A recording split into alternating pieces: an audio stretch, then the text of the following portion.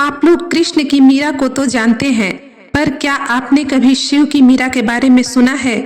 वो थी अक्का महादेवी, जो कि शिव की मीरा कहलाती थी।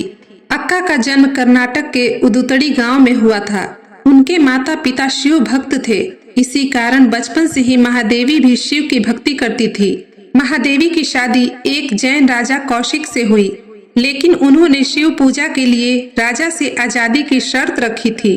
रूप सुंदरी महादेवी राजा की महारानी के रूप में राजमहल में रहने लगी, पर राजमहल का राजसी वातावरण महादेवी की सात्विक भक्ति को रोक नहीं पाया।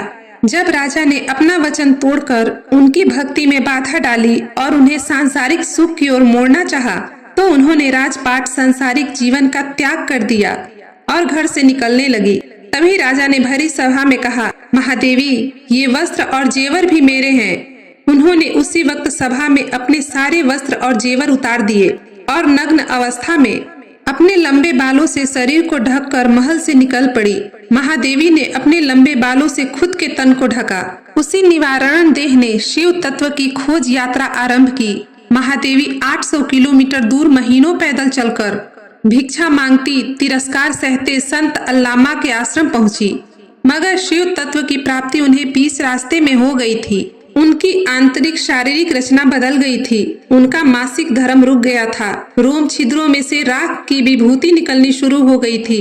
कुछ समय आश्रम में बिताने के बाद वह शैल्य पर्वत की ओर चली गई, जो श्री शैलम ज्योतिर्लिंग के कारण महादेव का एक पवित्र स्थान माना जाता है।